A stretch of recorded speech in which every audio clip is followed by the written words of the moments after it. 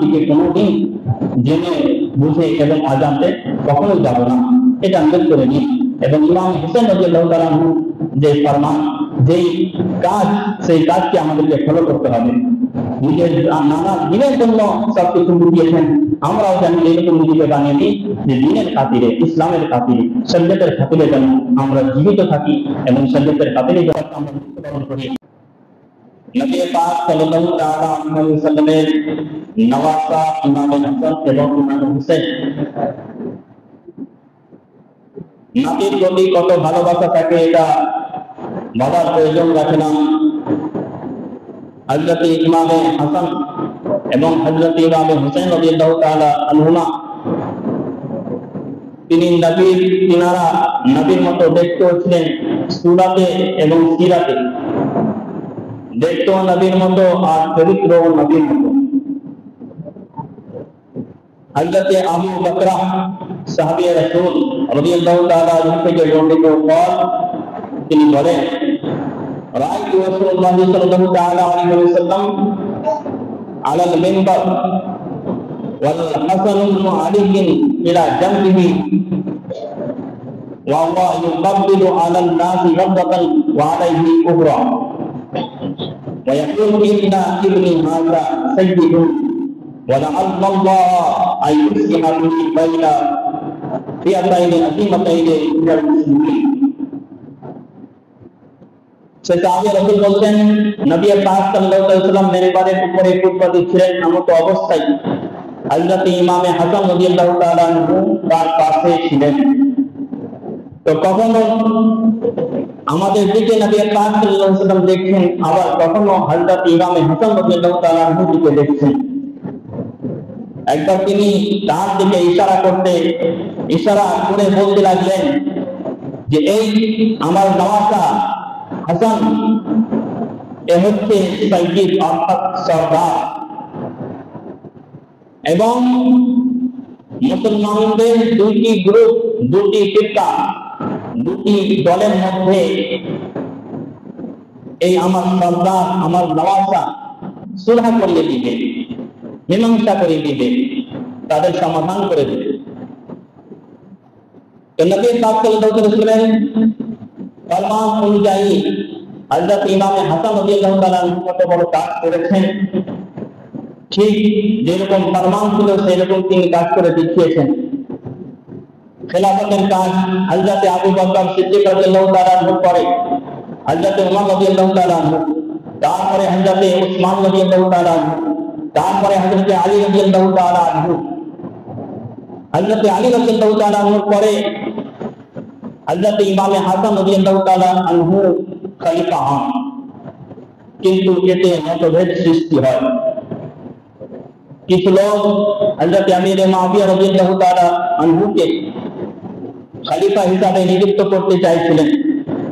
যখন আস্তে আস্তে মামলা বড় হয়ে গেল, ফিতনার আশঙ্কা হয়ে গেল, তখন হযরত ইমাম হাসান রাদিয়াল্লাহু তাআলা আনহু এটা করলেন যে কিছু শর্ত রাখলেন। রাখার পরে নিজের খেলাফতের কাজ হযরত আমির মুআবিয়া রাদিয়াল্লাহু তাআলা আনহুকে সঁপে দিয়ে দিলেন। এখান থেকে বোঝা গেল যে তিনি কত ফয়সালাকারী ছিলেন। তিনি বিবাদকে দূর করে দিলেন, ফিতনাকে দূর করে দিলেন। এবং এটাও আমরা বুঝতে পারি, হযরত আমির মুআবিয়া রাদিয়াল্লাহু তাআলা আনহু যদি সত্য পথে না থাকতেন, তিনি যদি সাহাবায়ে কিরামদের মামুলের মধ্যে না থাকতেন, নবীর প্যারা যদি না থাকতেন, তাহলে কখনোই হযরত ইমাম হাসান রাদিয়াল্লাহু তাআলা তাকে খেলাফতের কাজ দিতেন না। যেরকম ভাবে হযরত ইমাম হুসাইন রাদিয়াল্লাহু তাআলা ইয়াজিদের সাথে নেই। এখান থেকে বোঝা গেল যে হযরত আমির মুআবিয়া রাদিয়াল্লাহু তাআলা তিনিও সত্য পথে এবং হযরত ইমাম হাসান রাদিয়াল্লাহু তাআলা তিনিও সত্য পথে। দুইজনকে ভালোবাসতে হবে। এবার এই দুইটির মধ্যে যে সংশোধন হয়ে গেল, সমাধান হয়ে গেল, এই দিকে ইঙ্গিত ছিল, যেটা নবী পাক সাল্লাল্লাহু আলাইহি ওয়াসাল্লাম গায়বের সংবাদদাতা আলী করে দিয়েছিলেন। তো তিনার চরিত্র, ভাবনা, চিন্তা, যেহেতু নবীর নওয়াসা ছিলেন, সেই হিসাবে তার ভাবনা চিন্তার সাথে সামঞ্জস্য ছিল নবী পাক সাল্লাল্লাহু আলাইহি ওয়াসাল্লামের সাথে। রাদিয়াল্লাহু তাআলা আনহু সম্পর্কে নবী পাক সাল্লাল্লাহু আলাইহি ওয়াসাল্লাম ইরশাদ করেন, হুসাইনুন মিন্নি ওয়া আনা মিন হুসাইন উহিব্বুল্লাহ আহাব্বাল্লাহু মান আহাব্বা হুসাইনা। আমি হুসাইন থেকে, হুসাইন আমার থেকে। যে আল্লাহ তাআলা তাকে ভালোবাসলো যে হুসাইনকে ভালোবাসলো। এবং আরো বলেন, আল হাসান ওয়াল হুসাইন সাইয়্যিদা শিবাবি আহলিল জান্নাহ। আমার এই দুই নওয়াসা ইমামে হাসান এবং ইমামে হুসাইন রাদিয়াল্লাহু তাআলা আনহুমা হলেন জান্নাতি যুবকদের সর্দার। হযরত উসামা বিন যায়েদ রাদিয়াল্লাহু তাআলা আনহু থেকে বর্ণিত, তিনি বলেন, কুনতু জালিসান মা'আন নবী সাল্লাল্লাহু আলাইহি ওয়াসাল্লাম ওয়া হুসাইন আলা ফারদিহি فجعل يقبله ويقول انك سيد ابن سيد ابو السعدة। নবী পাক সাল্লাল্লাহু আলাইহি ওয়াসাল্লামের কাছে আমি বসেছিলাম আর ইমাম হুসাইন রাদিয়াল্লাহু তাআলা আনহু তার কোলে বসলেন। তো নবী পাক সাল্লাল্লাহু আলাইহি ওয়াসাল্লাম তাকে আদর করতে লাগলেন এবং বললেন, এই নওয়াসা আমার সর্দার, শুধু তাই নয়, সর্দারের ছেলে এবং সর্দারের বাপ। এই হাদিস থেকে আমরা ইমাম হুসাইনের ফজিলত বুঝতে পারি। আরো নবী পাক সাল্লাল্লাহু আলাইহি ওয়াসাল্লাম যেহেতু গায়বের সংবাদদাতা, তিনি আগে জেনে গিয়েছেন যে আমার এই নওয়াসাকে শহীদ হতে হবে। আর এই খবর হযরত জিবরিল আমিন দিয়েছিলেন। এই মর্মে এই হাদিস বর্ণিত উম্মে সালমা রাদিয়াল্লাহু তাআলা আনহা থেকে যে আল্লাহ নবী সাল্লাল্লাহু আলাইহি ওয়াসাল্লাম ক্বালা লাহা, নবী পাক সাল্লাল্লাহু আলাইহি ওয়াসাল্লাম হযরত উম্মে সালমা রাদিয়াল্লাহু তাআলা আনহাকে বলতে লাগলেন, ইন্না জিবরিল আখবারানি আন্না উম্মতি সাতাকতুলু ইবনি হাযা। হে উম্মে সালমা, শুনো, আমাকে জিবরিল আমিন আলাইহিস সালাম খবর দিয়েছেন যে আমার উম্মতের লোকেরা এই আমার নামাজকে শহীদ করে দেবে। আল্লাহু আকবার, এটা আগেই বলে দিয়েছিলেন।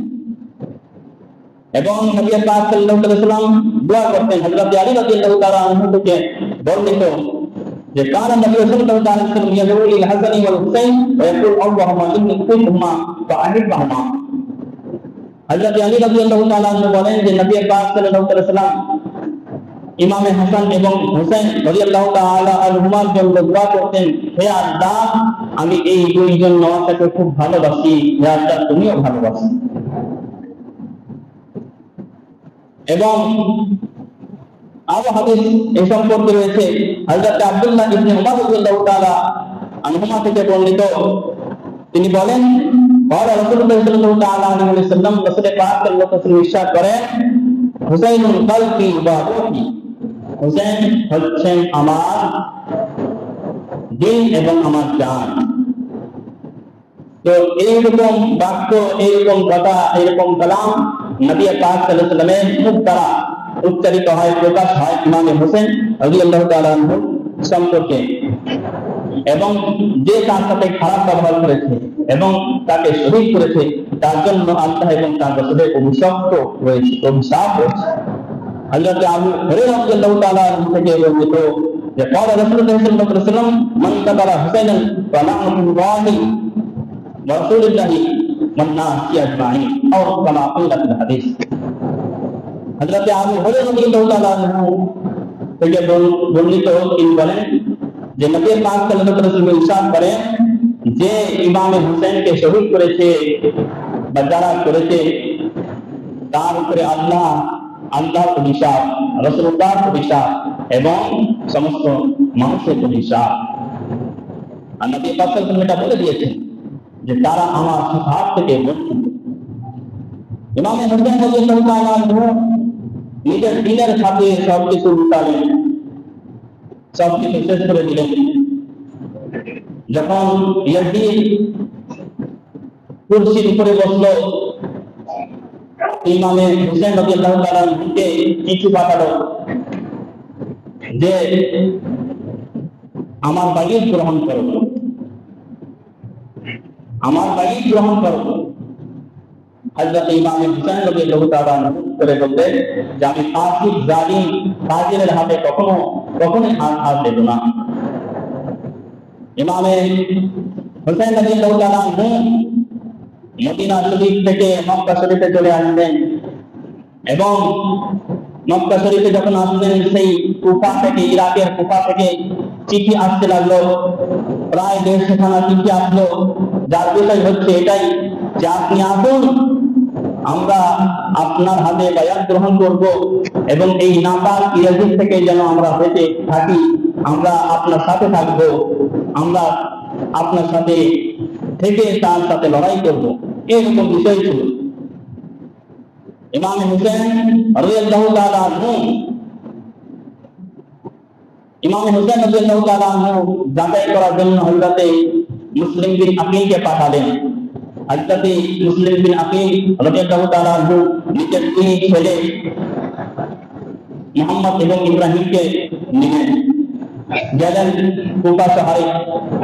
যাওয়ার পরেই একেবারে ভিড় জমে গেল, সকলে বায়াত গ্রহণ করতে লাগলো। ইমাম হুসাইন রাদিয়াল্লাহু তাআলা আনহু বায়াত হযরত মুসলিম বিন আকিলের হাতে, তিনিও খুশি হয়ে গেলেন যে হাজারো হাজারো মানুষ আসছে, বায়াত গ্রহণ করছে।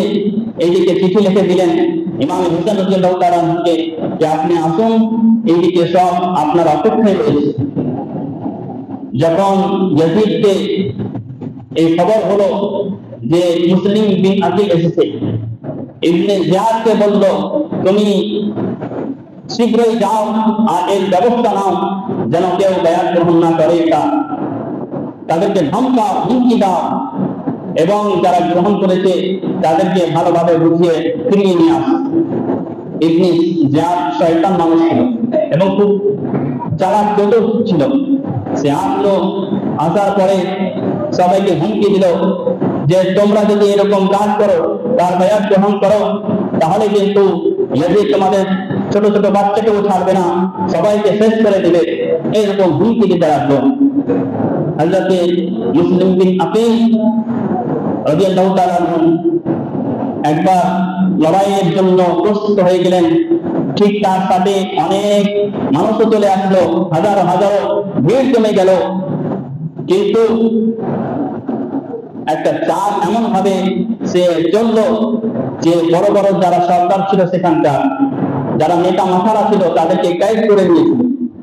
ক্যাদ করে নিয়ে তাদেরকে বলতে লাগলো, দেখো আমরা যে এই কেল্লার মধ্যে রয়েছি, এই কেল্লার মধ্যে রয়েছি, তোমাদেরকে শেষ করে দিব যদি তারা তোমাদের কথা না শুনে, তোমরা যে বলো তাদেরকে বোঝাও। সেই নেতা মাতারা যারা সরকার ছিল তারা ভাবলো যদি হেরেও যায় কিন্তু আমরা বাঁচবো না, এই হেরে গেলেও আমরা বাঁচবো না, কারণ হারতে হারতে আমাদের যেহেতু আমরা কেন্দ্রের মধ্যে হয়েছি আমাদেরকে শেষ করে দিবে। নিজের জান বাঁচার জন্য তারা উপরে ছাদের উপরে গেল এবং বলতে লাগলো তোমরা খবরদার মুসলিম আকিলের সাথে যেও না, আমাদের উপরে রহম করো, মেহরবানি করো, এরকম কাকতে উন্নতি করতে লাগলো। তাদের সেই আসার হয়ে গেল, এই চালাকি কাজ করে নিল। আস্তে আস্তে মানুষ মুনতাসির হতে লাগলো, চারদিকে ছড়িয়ে পড়লো, কমতে কমতে একেবারে কমে গেল।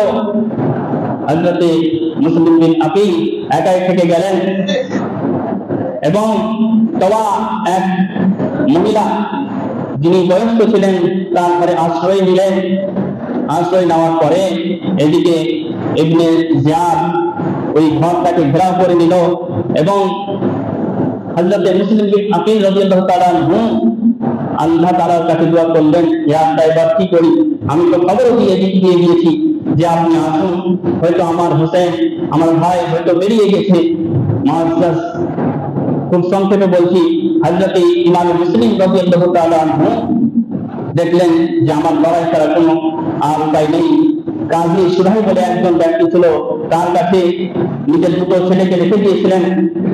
হযরত ইমাম মুসলিম তলোয়ার নিয়ে বের হয়ে গেলেন এবং শুরু করে দিলেন বাহাদুরের মতো লড়াই করা।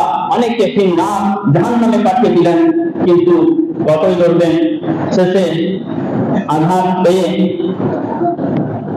তিনাকে মারা হলো, ছোড়া মারা হলো এবং বিভিন্ন ধরনের বাকি তীর মেরে তাকে একেবারে ঘায়েল করে দেওয়া হলো এবং কয়েদি বানিয়ে ইবনে জিয়াদের কাছে নিয়ে যাওয়া হলো।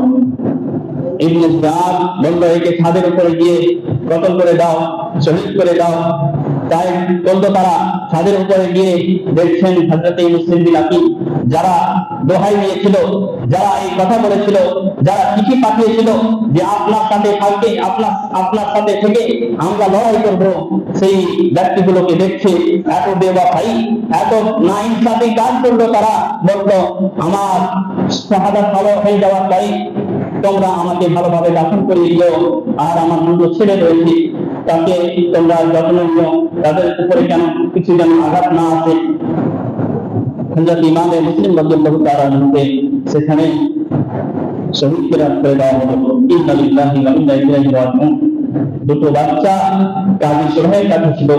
কাজী সুহাইল নিজের দাদা আসিফকে বলল যে বাদে ইরাকিন বলে একটা জায়গা, সেখান থেকে একটা কাফেলা যাবে, সেই কাফেলার সাথে এই বাচ্চাগুলোকে ঘুরিয়ে দিও।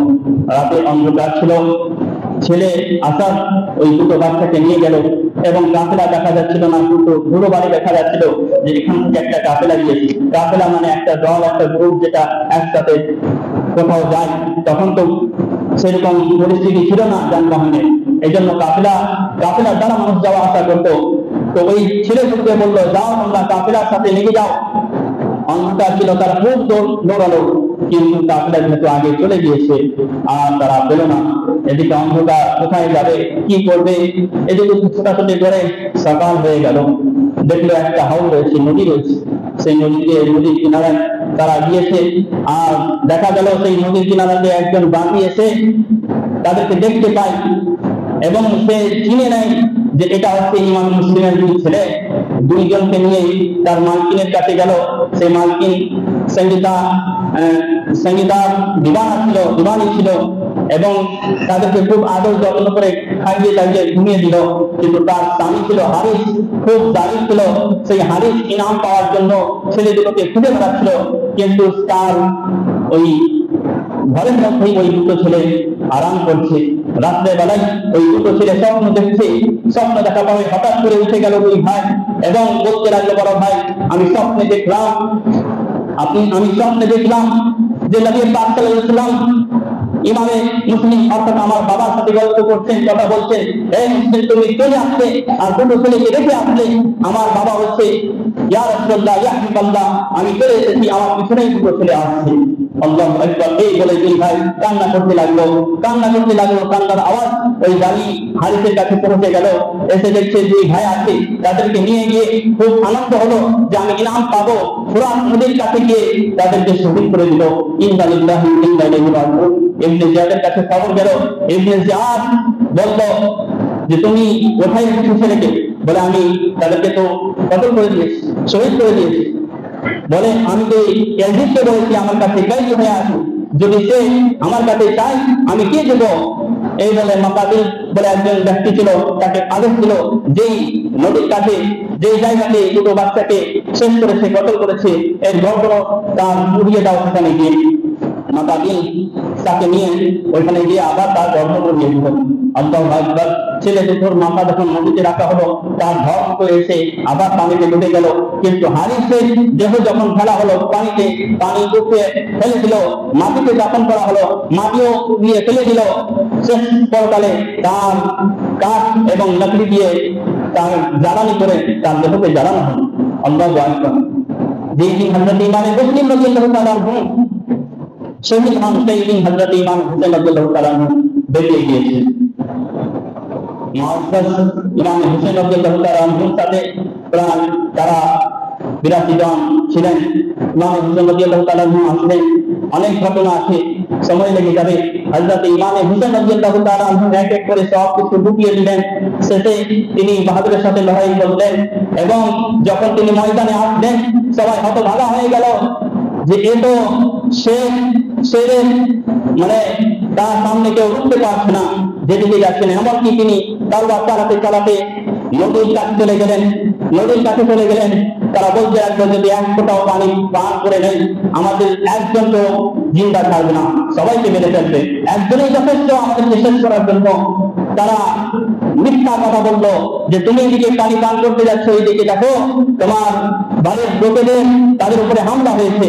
হযরত ইমাম হুসাইন রাদিয়াল্লাহু তাআলা আনহু সেই দিকে তাক না লাগিয়ে সেই দিক থেকে ঘুরে এসে নিজের ক্ষমা থেকে আসলেন, দেখলেন কিছু নেই, জেনে গেলেন যে তারা মিথ্যা কথা বললো আমাকে রূপাবার জন্য, আমাকে পানি থেকে বঞ্চিত করার জন্য।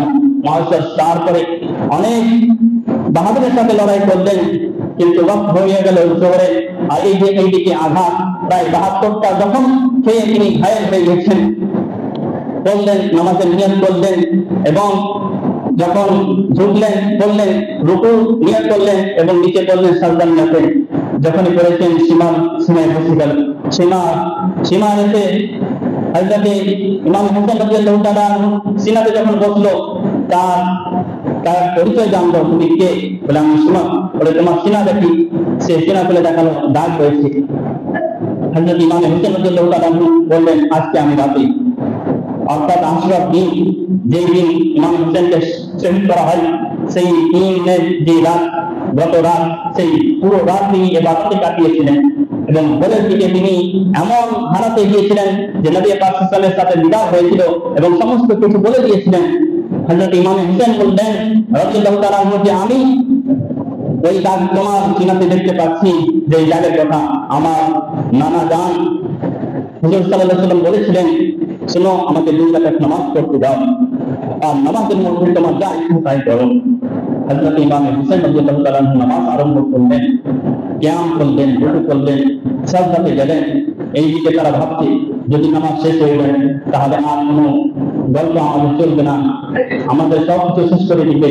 এই বলে নামাজের হালাতেই, সাজদার হালাতেই ইমাম হোসেন রাদিয়াল্লাহু তাআলা উপরে গর্দনের উপরে তলোয়ার ছাড়িয়ে দিল। আল্লাহু আকবার, ইন্না লিল্লাহি ওয়া ইন্না ইলাইহি রাজিউন। মুআজ্জাজ এই শাহাদাত থেকে, এই কুরবানি থেকে আমরা কি পাচ্ছি? এটাই পাচ্ছি যে নবী শরীয়তের জন্য নিজের জান কুরবান করে দিলেন। আমাদের তো যদি আমরা হুসাইনি থাকি তাহলে আমরাও শরীয়তের জন্য জান, মাল, দৌলত সব কিছু যেন লুটিয়ে দিই, এটাই আমাদের করণ। নামাজের কতই গুরুত্ব, সব কিছু লুটিয়ে দেওয়ার পরে তিনি 2 রাকাত নামাজ আদায় করবেন। জুমার দিন ছিল, তো আমাদের তো নামাজের সাথে যেরকম মহব্বত ছিল, মহব্বত নামাজের সেই রকম মহব্বত আমাদের নামাজের জন্য হওয়া উচিত। বাকি শরীয়ত মোতাবেক আপনার রোজা রাখুন, ইশারে সওয়াব করুন, ফাতিহা করুন এবং দান খয়রাত করুন, মসজিদ মাদ্রাসা ফকির মিসকিন এবং আরো আল্লাহওয়ালাদের খিদমত করুন। এটাই আমাদের ভালো কাজ রয়েছে এবং এটিকে প্রস্তুত রাখুন যে দিনের খাতিরে যা করতে হয় তাই করবো, আর গুনার দিকে কোনোদিন জেনে বুঝে এবং অজান্তে কখনোই যাব না, এটা নিয়ত করে নিন। এবং ইমাম হোসেন রাদিয়াল্লাহু তাআলা আনহু যে ফরমান, যেই কাজ, সেই কাজকে আমাদেরকে ফলো করতে হবে। নিজের নানা দিনের জন্য সবকিছু লুটিয়েছেন, আমরাও যেন এরকম নিজেকে বানিয়ে নিই যে দিনের খাতিরে, ইসলামের খাতিরে, শরীয়তের খাতিরে যেন আমরা জীবিত থাকি এবং শরীয়তের খাতিরে যখন আমরা মৃত্যুবরণ করি। আল্লাহ তাআলা আমাদের সকলকে ঈমানে হালাত রাখেন, হালাতের জীবন থেকে বিদায় দান করেন। সকলের জন্য আমিন। ওয়া মা আলাইনা ইল্লাল বালাগ। আসসালামু আলাইকুম ওয়া রাহমাতুল্লাহি ওয়া বারাকাতুহু।